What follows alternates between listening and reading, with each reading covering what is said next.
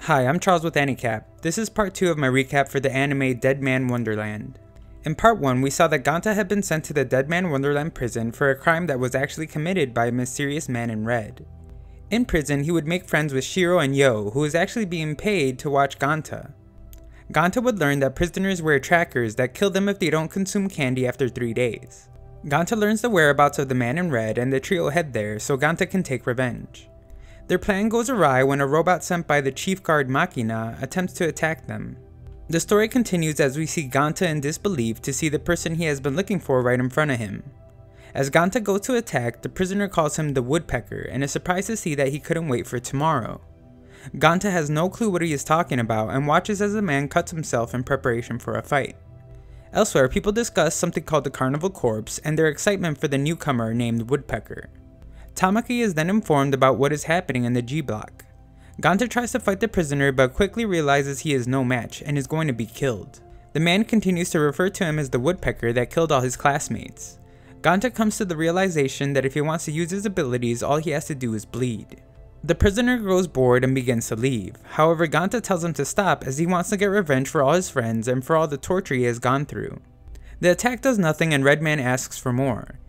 He keeps mentioning how Ganta had killed his class, which makes him realize that this guy is not actually the man in red.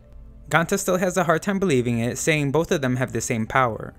The man tells him that his name is Senji and that there are actually several people that have similar abilities called Deadmen. Senji grows tired of the conversation and wants to see what Ganta is capable of, but Shiro stops him. Senji seems stunned to see a girl and begs her to put on a shirt as her outfit is too revealing for him to handle. Out of nowhere, they are hit with tranquilizers and we see that guards are reporting their capture to Tamaki, adding in that one of them has no identification code. Elsewhere, we see that Makina is informed that there are no traces left of the prisoners, and she decides that she is going to see the director for answers. A guard escorting Shiro and Yo explains why G-Block is hidden. He informs him that the prisoners there are dangerous and are infected with the branch of sin, but that's all he knows. They have their cast points taken, are left to fend for themselves, and are told to forget about G-Block. Ganta wakes to see Tamaki for the first time since he was his lawyer. At the nurse's office, the nurse wonders why Senji couldn't just wait one more day. He tells her to put on more clothes as she explains that his ribs and sternum are broken. Senji reveals that Ganta hit him pretty good and has taken a liking to him. The nurse says she will request the promoter postpone or cancel tomorrow's match, but he threatens to take her life if she does. Tamaki reveals to Ganta that his real work is in promotions, and his primary role is to secure necessary talent. He admits setting him up at his trial and Ganta tries to attack, but Tamaki uses a machine to stop him. A researcher asks that he calm down as too much stress might affect tomorrow's test. Tamaki informs Ganta of his upcoming first battle with winnings of free candy and an obscene amount of cast points. Ganta still is not interested, and Tamaki says that if he were to win enough, he could meet the man that massacred his class, the man that is actually called Wretched Egg. Tamaki believes he must have a special interest in Ganta considering he allowed him to live. Motivated more than ever, Ganta now wants to fight, but also proclaims that he will kill everyone else after. Tamaki says that's fine, but first he must fight in the Carnival Corpse. Ganta is confused, and Tamaki plays him a video with an explanation.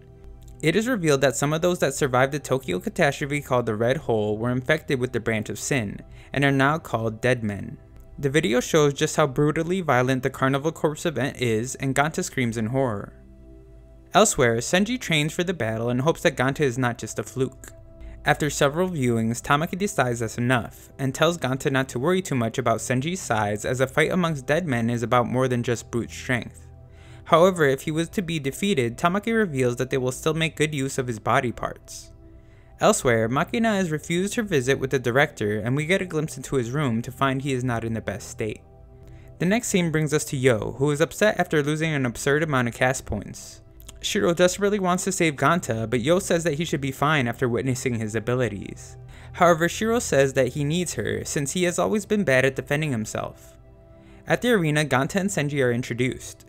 The crowd can't believe that such a lopsided fight has been made, since one is a rookie and the other is the highly renowned Crow. The two fighters cut themselves in preparation of the fight, and Senji does a bit of taunting. After struggling to get his blood to cooperate, Ganta finally unleashes some projectiles. However, Senji is not impressed in the slightest. It becomes very clear to everyone that there is an insurmountable difference in experience between the two. Ganta can't understand why he is getting so cold, and Senji tells him the obvious. Although it is smart to keep distance in battle, the projectiles Ganta is using are using up too much of his blood. Senji is able to destroy the tree Ganta is standing on, and he can't understand how Senji is able to use so much blood. In Tamaki's office, we see that the nurse has received lab results, verifying that the object in Ganta's chest matches the composition of crystals found at the epicenter. Tamaki is disappointed with Ganta's performance and tells the nurse to burn the corpse after he loses, since he is on death row anyway. Back at the fight, Senji tells Ganta to wake up since he won't win Carnival Corpse being scared. Ganta wonders how his life has gotten to this point and has a memory from his childhood. In it, he is surprised to see Shiro as she complains how weak he is. Current time Shiro reveals to Yo that Ganta has always run away whenever something bad happens.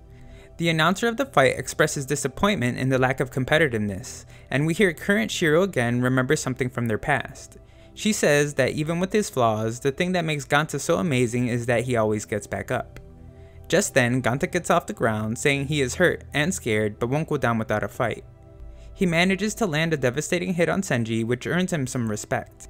Elsewhere, Yo is met with an informant of his, explaining that he has found the girl he had been looking for, saying she is in the G block.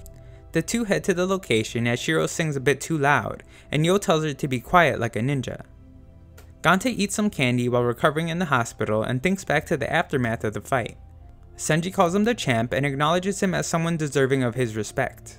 Ganta thinks to himself how this means they might actually become friends. On television, the post-carnival show airs. There, Senji is strapped and must watch as luck decides what body part he loses. Once it is decided, the nurse removes his right eye. Elsewhere, Shiro attacks a control room and Yo impersonates a guard requesting that the electricity be shut off. Shiro is then surrounded by guards as she says the music that is usually playing has turned off. Outside, Yo thanks her for being a decoy but is surprised to see the massive amount of destruction done to the control tower.